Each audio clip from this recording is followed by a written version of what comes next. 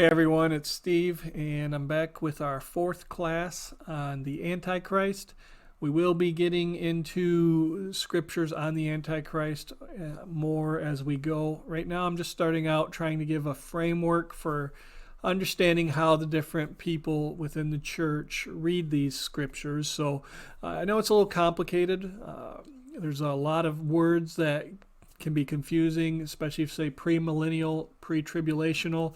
It's easy to get those mixed up, and so it's not real easy on a video, I understand, to keep all of that straight if you're not conversant with that kind of language and used to reading and thinking along these terms. So probably it's good if you have a book, pick up some of these books I've recommended, and try and familiarize yourself more with the theology behind a lot of this so that it's easier for you to follow if you're struggling to follow some of this. So we're finishing up this week. We've been talking about views within premillennialism. So all these views believe that Jesus is going to return to the earth and set up an earthly kingdom for 1,000 years or an extended period of time. Most would say 1,000-year literal, 1,000-year period. Everything I've talked about up till now are within this umbrella of premillennial. There are traditional dispensationalists that believe in a pre-tribulational rapture.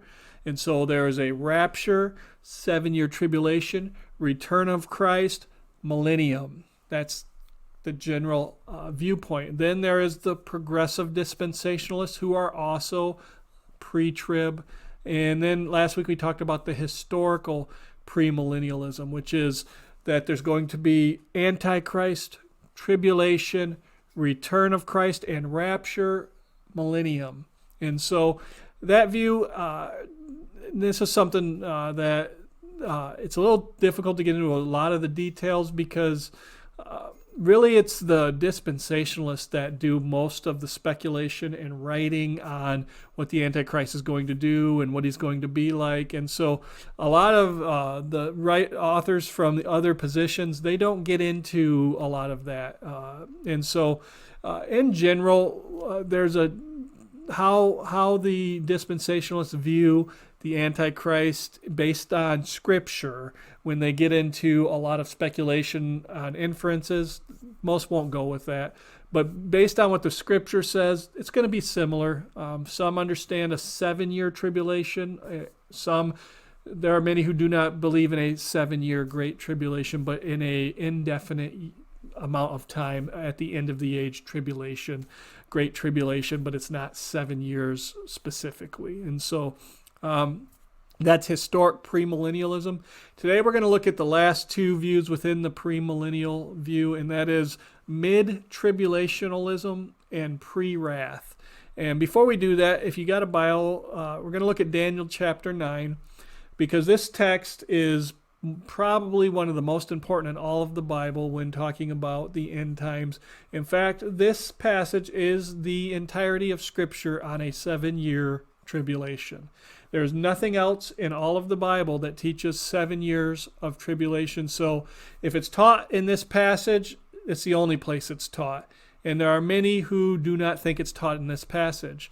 And so they don't hold to a 7-year tribulation. But the majority do believe that this passage teaches a 7-year tribulation at the end of the age. And so that's in Daniel 9. What's going on in Daniel 9? If you remember all the way back in Daniel's day, Daniel was one of the captives taken to Babylon. And he has been there a long time by chapter 9. And he is reading the prophet Jeremiah, what he had written. And Jeremiah had prophesied that the captivity of the Jewish people in Babylon would last 70 years. And so Daniel is old now. He's an old man, and the 70 years of captivity has come.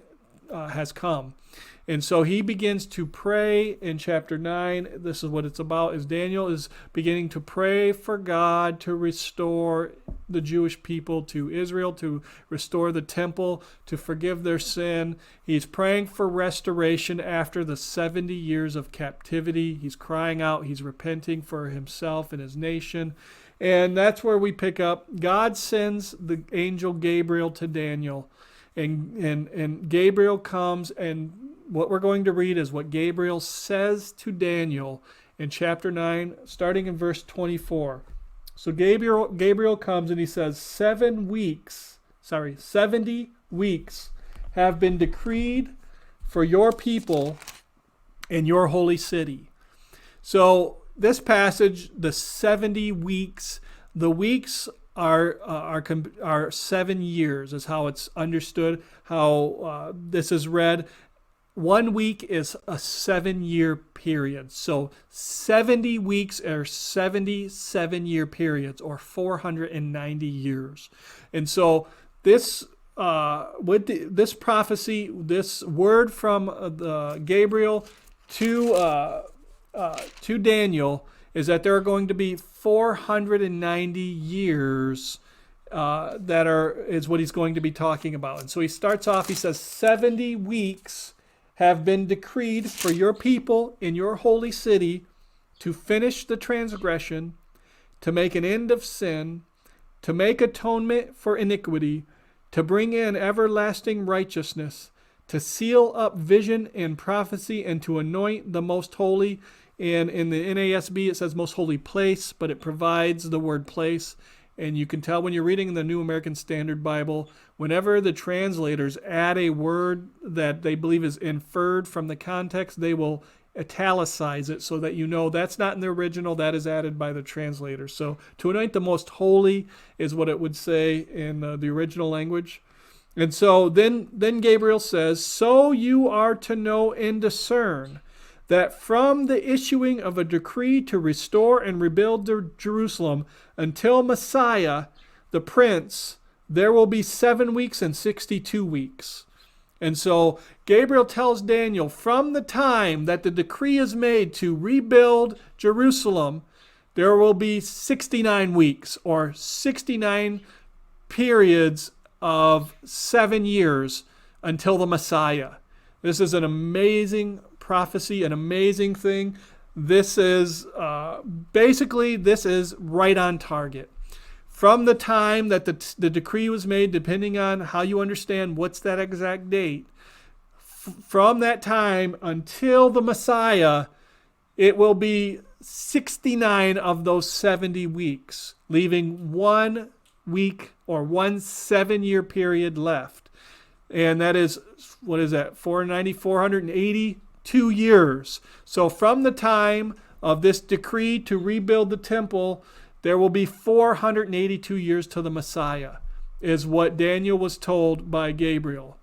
And so it's amazing. This is exactly when Jesus showed up. This fits right into the time frame of Jesus. And so there will, after the 62 weeks, the Messiah will be cut off and have nothing, and the people of the Prince who is to come will destroy the city and the sanctuary, and its end will come with a flood.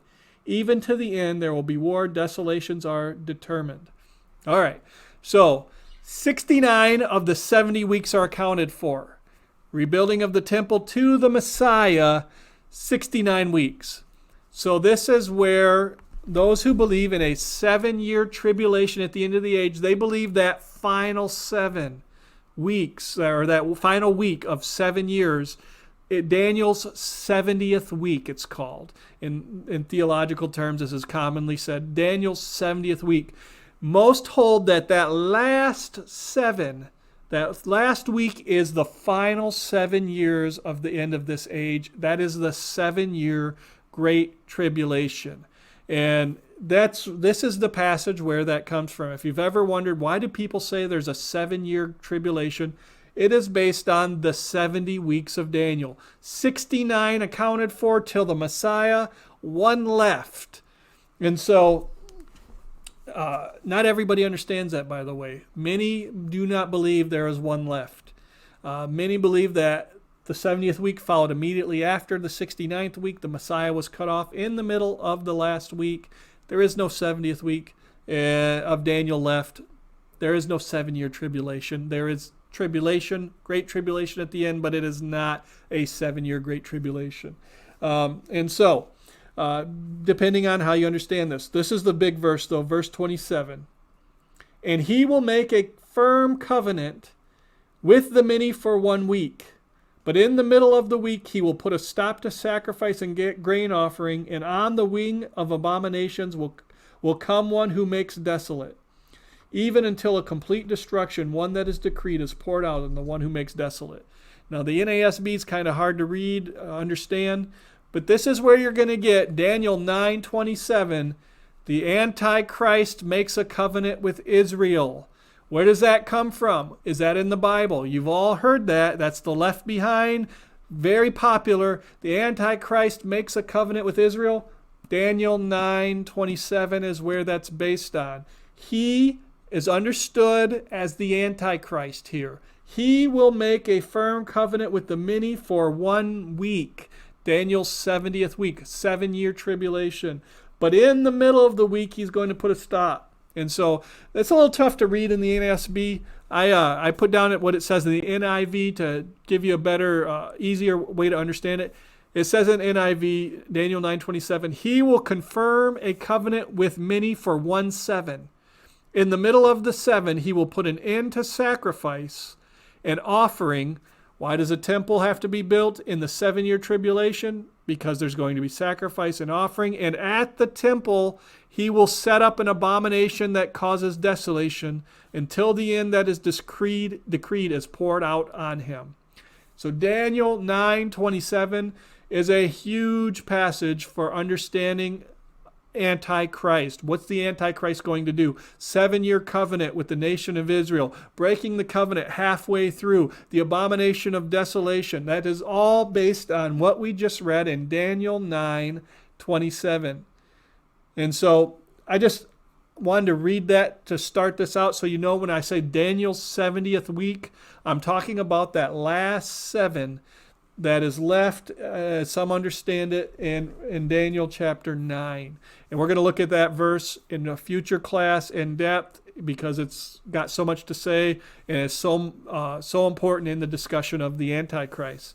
So that's Daniel's 70th week. And you're going to hear me talk about that a little bit today because these views get into that quite a bit. Last 2 views of premillennialism. The first is mid-tribulationalism. So you've got pre-tribulation. The rapture occurs before the prefix, before the tribulation.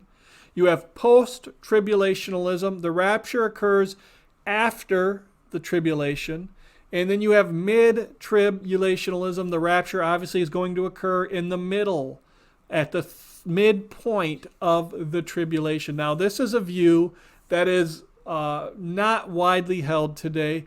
There are a few people that still hold it, but it has really lost a lot over the years. I mentioned a book at one point, the Zondervan Counterpoints, where you have 3 views of the rapture, and there is the pre-trib, mid-trib, post-trib in that book.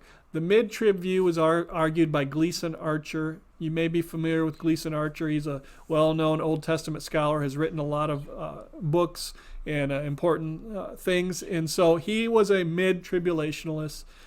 Another that, if you're into theology and you read on that kind of thing, there was a theologian, a Calvinist theologian in the last century. He's no longer alive, but his name was James Oliver Buswell.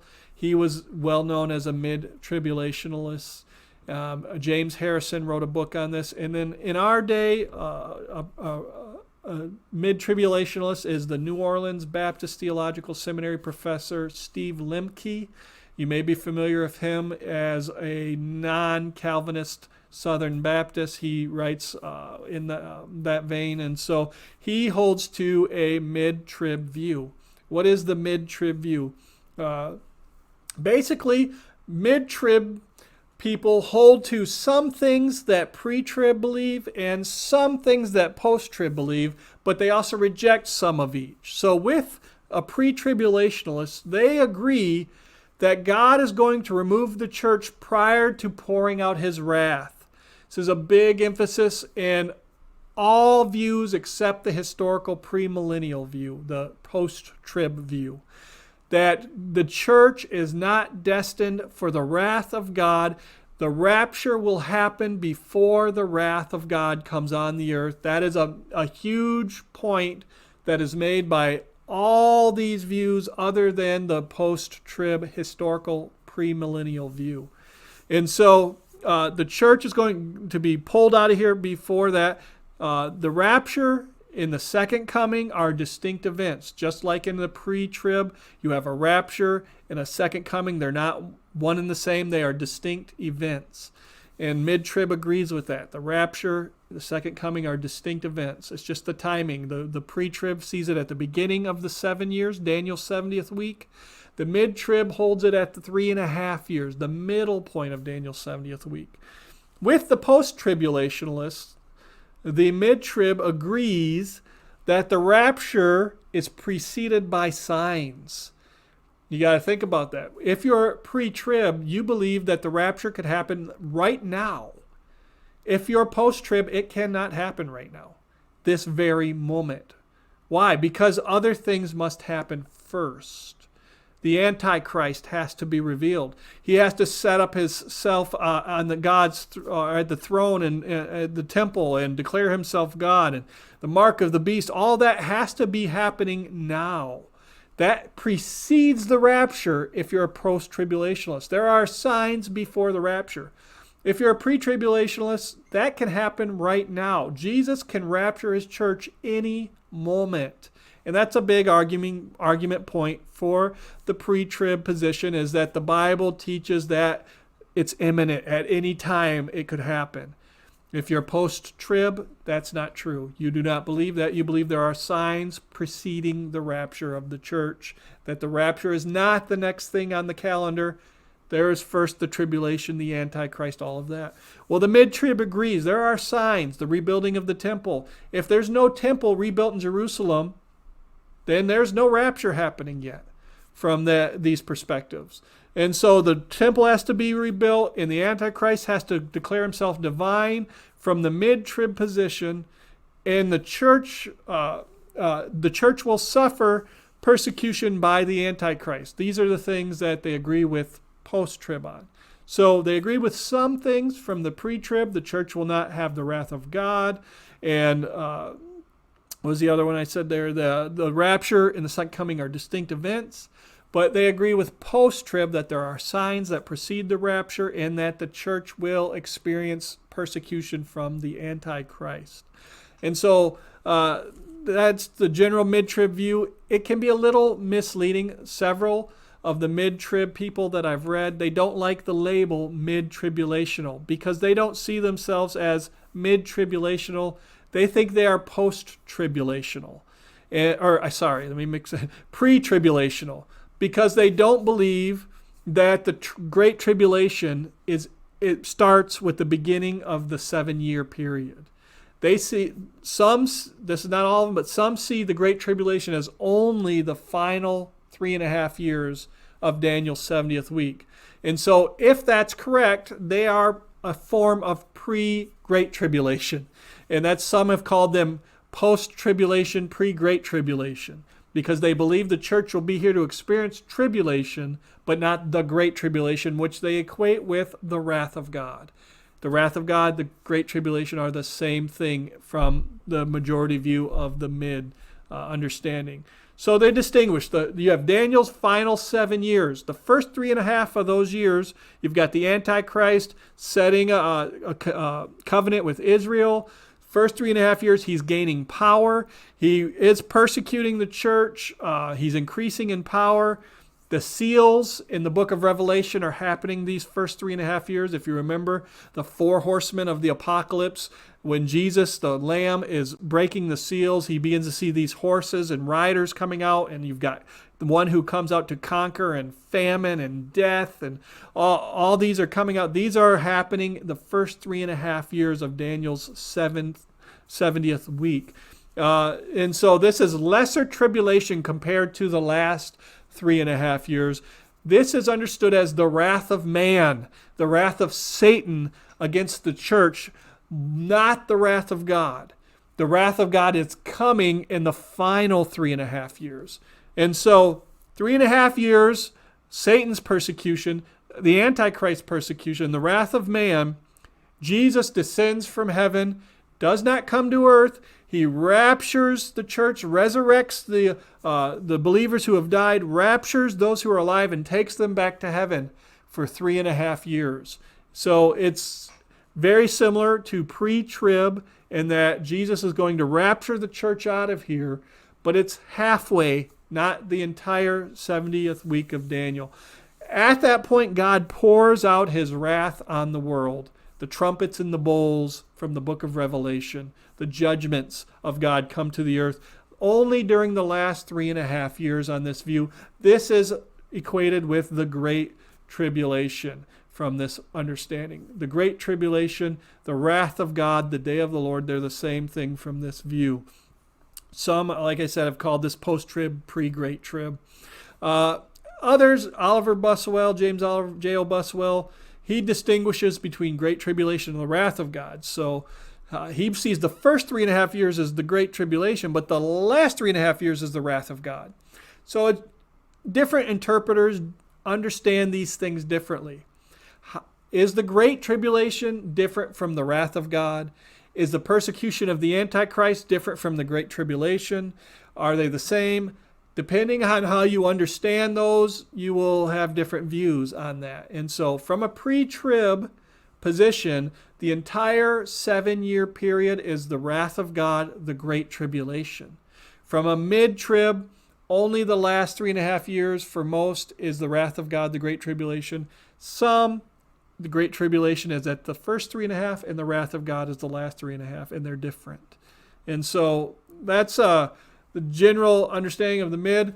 The church goes through the Great Tribulation according to Buswell because he sees the Great Tribulation as the first 3.5 years, but it's removed for the pouring out of God's wrath. For most, in the book that I've mentioned, J. Oliver Buswell does not believe the church goes through the Great Tribulation. They go through tribulation, but not the Great Tribulation. And so that is the mid-tribulational view. And again, very few people hold that. It is not a growing position or has never been a really strongly held view. But there are some theologians who have taught that. One more view that is premillennial, and this is probably the fastest growing premillennial view today in the last 15 to 20 years. This is the view that is gaining more and more followers, more and more books are being written. Several years back, you would have only been able to find one, maybe two people. This was a real fringe viewpoint. This is now becoming a prominent view within evangelicalism. And again, it's reactionary to Left Behind theology. And this is growing. This is pre-wrath. This is the view that the rapture occurs prior to the outpouring of the wrath of God on earth. And we'll get into more details on that. But some of the modern people, Robert Van Kampen was kind of the first to start really writing on this. Then there was a guy named Marvin Rosenthal, and you can look these names up if you want to search for their books. Now there is a guy named Alan Kirschner, and he is really promoting this strongly. He is writing, he's debating about it, he's really promoting it. He is kind of one of the scholars. He has a doctorate. He did his doctoral dissertation on Revelation 19 to 20 and how there shouldn't be a chapter break there to show that this proves premillennialism. You also have Joel Richardson, who is becoming well known. He's a New York Times best-selling author, very popular teacher and now writer. I've been kind of reading a lot of his stuff and listening to him more lately. And a guy named Alan Holtberg, who in the new book from Zondervan, remember I said in about 20 years ago, they did a 3 views on the rapture book, and it was pre-trib, mid-trib, post-trib. Well, in the new edition, they've updated it, and they've done pre-trib from a progressive dispensational. They've done pre-wrath and post-trib. And so mid-trib has been really taken over by this growing pre-wrath position.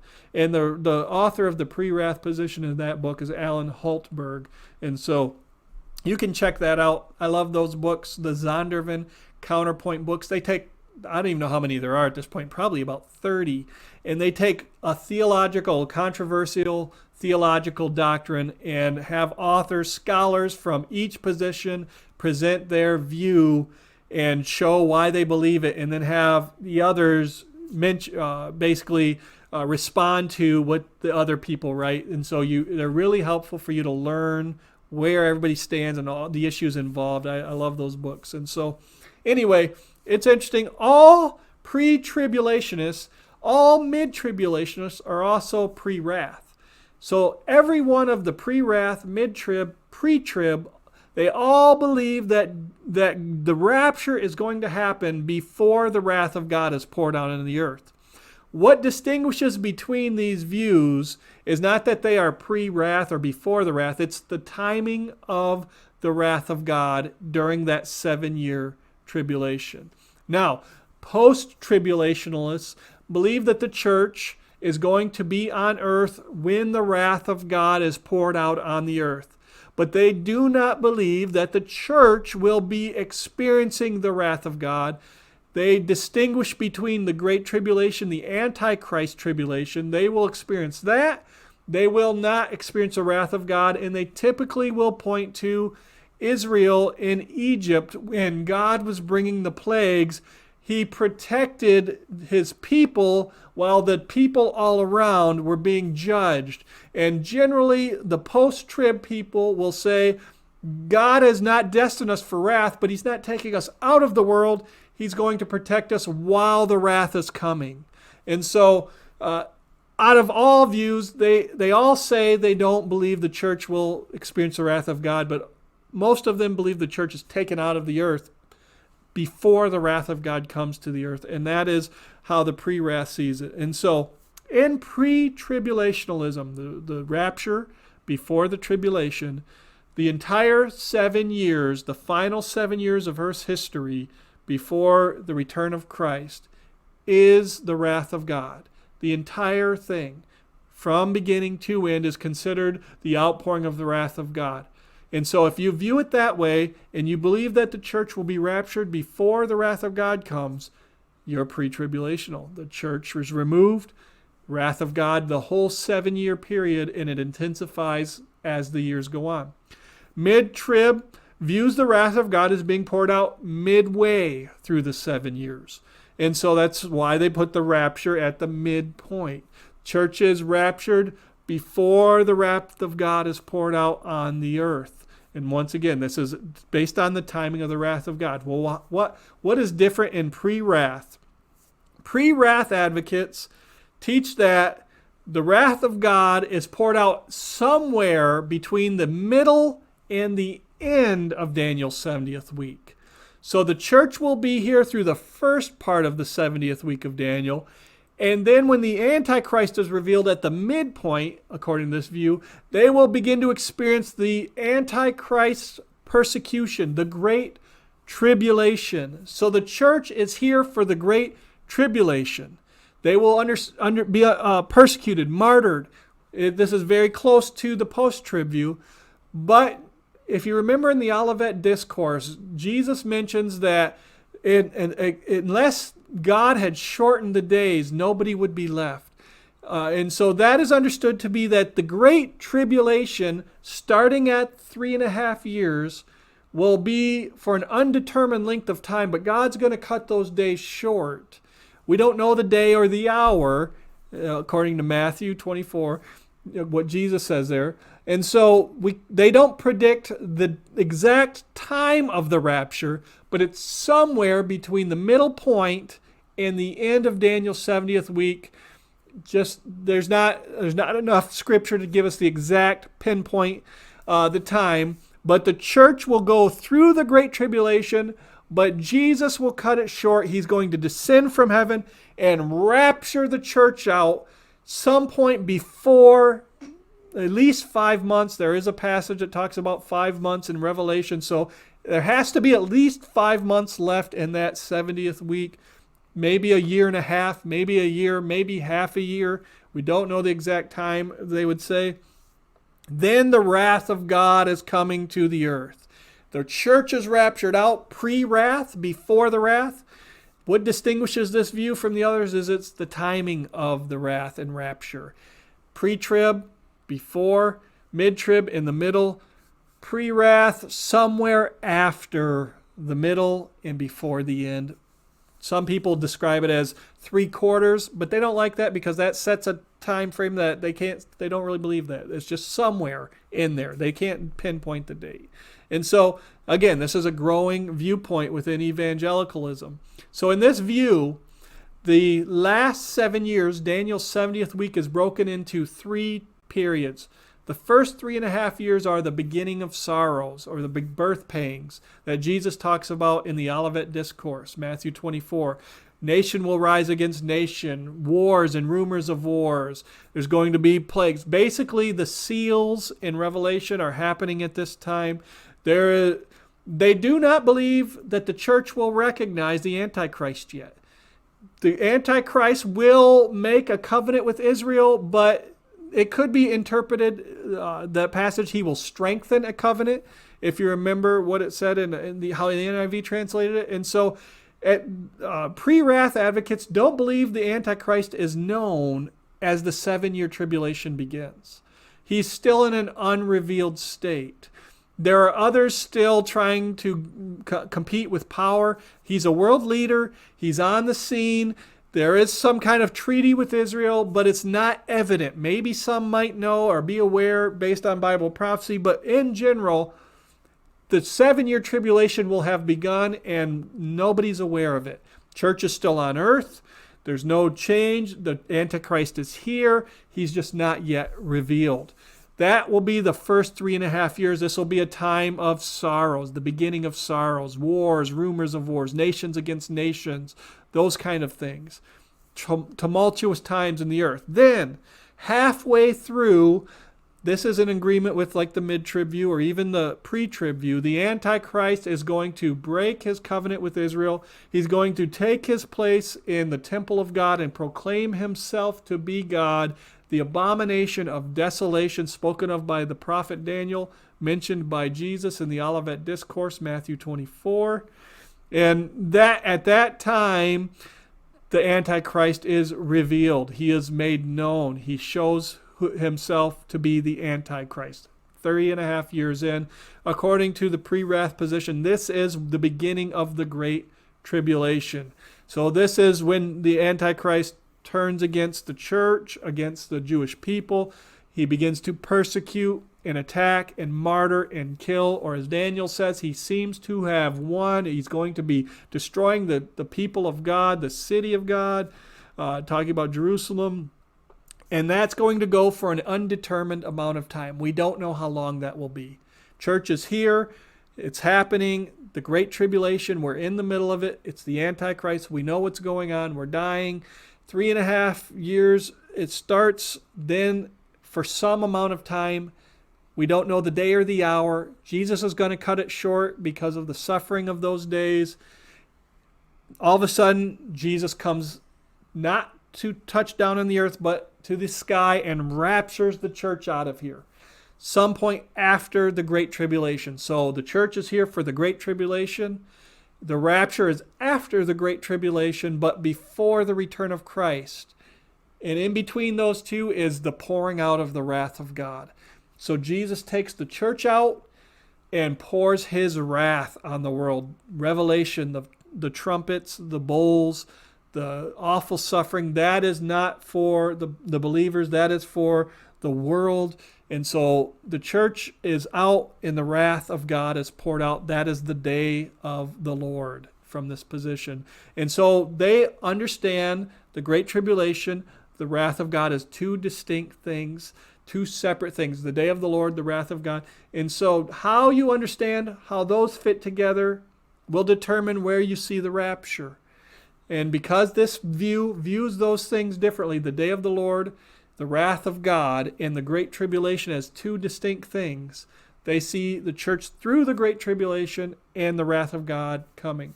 Now, one of the differences here in the pre-wrath view is that unlike the pre-trib view, they don't understand the return of the Lord and the rapture to be distinct events. Even though they have them with a period of time, an unknown period of time between them, They are viewed as a whole complex of the second coming.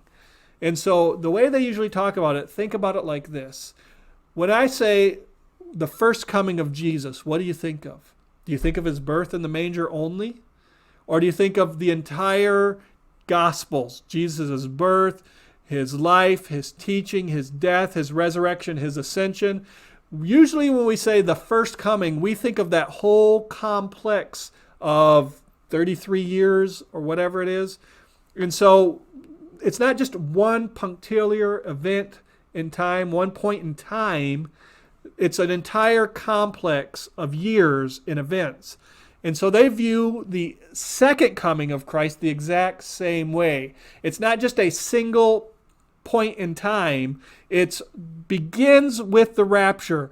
And then there's the pouring out of the wrath. There's Armageddon, the return of Christ to the earth, the judgments, all of that, and even into the setting up of the kingdom is part of the second coming of Jesus. So that's a strength of this view, because from my viewpoint, one of the weaknesses of pre-trib is the separating of the rapture from the coming of Jesus to the earth. That those are two distinct events, two separate events. This view does not believe that. It holds that they are one event over a complex amount of time. And so anyway, that's the general understanding. I pretty much went through all of that.